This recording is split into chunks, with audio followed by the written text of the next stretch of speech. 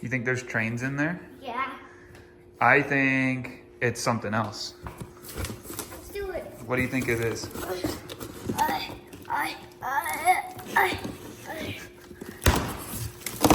What does that look like? Huh? It's kind of heavy? Yeah. What is this? All right, so buddy, this is my plan. I absolutely hate my log style exhaust setup. This guy right here, I hate it. So we're gonna try something today. Man, this thing is really pretty. So how it sits in there would be like this normally, but of course we've got a turbo and we need to direct the exhaust gases forward. So I'm thinking maybe we're gonna cut these off and then this one's gonna flip over and be on this side and this one's gonna flip over and be on this side. That way the holes will still line up. They should line up hopefully. And then the two exhaust ports will be facing forward. So I've got them cut off now, but now I'm just gonna make a mark on here and here, just so I know which way goes which, so I don't get them mixed up and they're not reversed when I put them back on. Okay, so I got them tacked on and you can kind of see I pretty much flipped them around and then swapped the two on each side. And you can see they line up pretty good. They're not exactly perfect, but nothing that the bead can't fill in. And I mean, it was really easy. All I did was cut it off, swap the two, and I've just got it tacked on now. Now, obviously I have to take all this apart and get that exhaust manifold out, but pretty much what it's gonna look like is it'll sit in there like that, going forward. That way I can get it to my turbo. Dad, my go-karts are all done. Your go-karts aren't done yet, Bubba. Oh. They're still charging. The only thing I'm worried about is I think the exhaust, it might hit this wall right here. So I'm gonna test fit it and might have to make some bends, do something about this right here. That's my only concern. All right, so I got the head off, unbolted, it's ready to get lifted. Everything out here laid out. I'm taking the whole thing out because I wanna look inside the cylinders, see how the pistons look, and I might do some porting and some head work on here.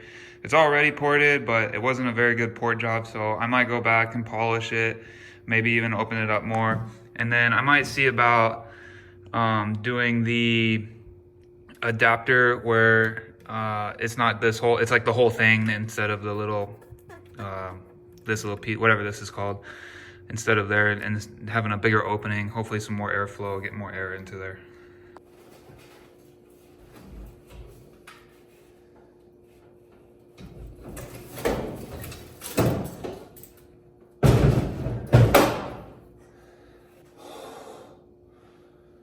What do you see? Engine. Uh-huh. Is the engine right there, Dad? Yep. These are the cylinders. This is the piston. Is that the piston too? That is.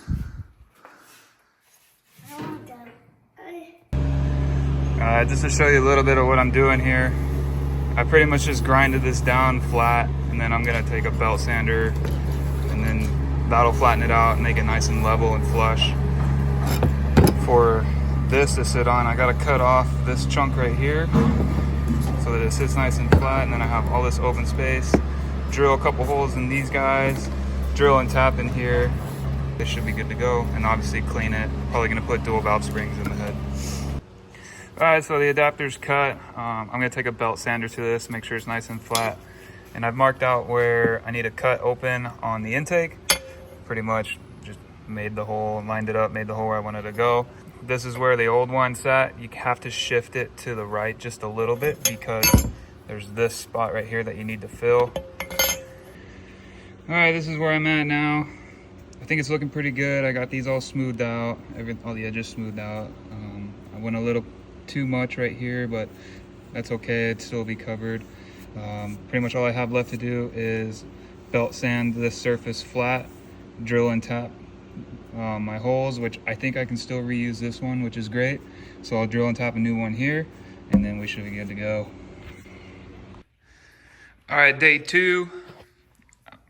We got the adapter in, screwed in, bolted in, everything's nice and flush. That's ready to go. What's next is taking out the valve springs, checking the valves, making sure that's all good. And then obviously we're gonna do a deep clean in here because this is dirty. But so far, everything's looking good. I think it's gonna work great. And then we'll go from there. Once I'm done with the head, then we'll start moving on to plumbing up that, get the head in the engine, get the exhaust mocked up, and see what we need to do about that. This shock tower, and then hopefully it won't be too much of a hassle. We'll get it all plumbed up to the turbo. Just a little update on where I'm at. I got the head completely disassembled. I'm working on cleaning it right now. Over here, all the valves are laid out. Still got to clean those, but I do have a huge surprise. I'm really excited. It wasn't something initially I had planned on, but I started taking the engine apart and I found this guy. You can see that definitely needed to be replaced. So I got a new one here, everything laid out. But my big surprise was a new camshaft. So I'm super excited. It's from Clay Smith. It's a 264, 274, 110 LSA. What I really like about it is it's got my name on it. So thanks to the guys over at Clay Smith. It's not too aggressive of a cam. It should still sound good, but it should be great for the turbo setup. Altogether with the new head and the porting that I did on that with the intake, the whole new exhaust manifold that I'm building, and then also the dual valve springs, which I got right here. These guys are going to be stronger, just so we don't have any valve float or anything like that. This engine should be almost feel like a whole brand new setup. I'm super excited to see what it's going to do, what it's capable of. Yes, I know it's still stock bottom end, but that's okay because obviously I got the Barra and that'll go in once that engine is completely blown. So I'm curious to see exactly what a stock bottom end Ford 200 is capable of handling, especially with that cam, the intake, and of course the turbo. Camshaft is in, timing marks are lined up, time to degree it. All right, update, the head is done, it's cleaned. I got the new springs in, you can see right there, they're doubled up, stronger, ready to go into the engine. New alternator as well. Timing covers on.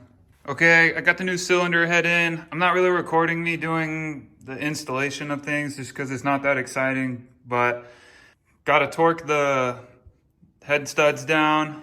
Well, these are bolts, they're Arapi head bolts.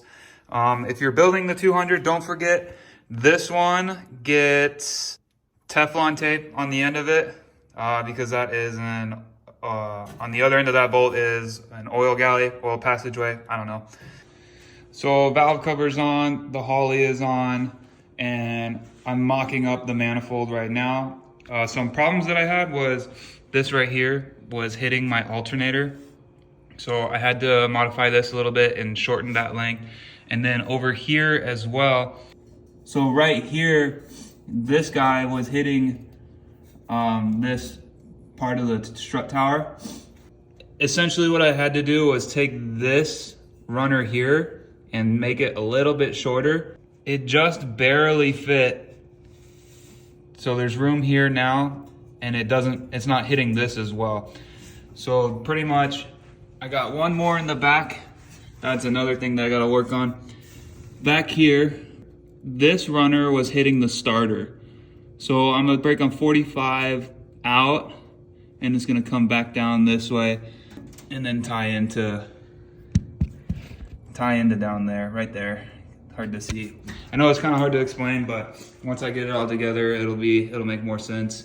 This top one, this bottom one, they'll come together they'll come up and the turbo is gonna sit right here. Okay, so it's been a couple weeks, but I've got everything together. It's all done. I apologize, I didn't record anything. I suck, I know. Here's what we got. Okay, so some key things about the manifold. Back here where the starter is, you need to put a 45 going up and then another 90 coming down because it hits the starter. You can see right there, you kind of have to go around it. And then over here, I got my collectors, the other one's below it, and they both have 2-inch 90s that are coming straight up. You can see it a little better right here. They're coming straight up into another collector, which goes straight into the turbo flange here. One more thing that I wanted to point out is over here in your number 1 cylinder, you have to cut that 90 and make it a little bit shorter. And then by doing that, you also have to cut these two over here because that's all one piece and make those fit because that 90 was hitting the alternator. I do have a bigger alternator, so if you're running, this is I think a 140 amp. So if you're running smaller, it might work for you, but for me, I had to modify that piece. So all in all, it wasn't as easy as I was expecting. There definitely was quite a lot of modifications that you had to do. The big ones were that 45 you had to add going out over the starter and then coming back down into the collectors. And then the other one was on the number 1 cylinder where the alternator is. It was hitting the alternator. Other than that, it's just a lot of putting in, mocking up, getting measurements, taking out, tack welding, putting it back in, repeating that process and making sure that it all fits right. But essentially what I used was the eBay header. I cut them, swapped them. And then I had to buy an extra 4 45-degree 1.5-inch tubing and 2 90-degree 2-inch tubings. And then I think I had to use a little bit extra 1.5 inch just straight tubing to add a little bit more length on one of the runners. So not as easy as I thought it was going to be, but it works. It sounds amazing. The turbo spool is really nice. I'm gonna make a video about that totally separately, but I'm amazed. I really like it, so that's that.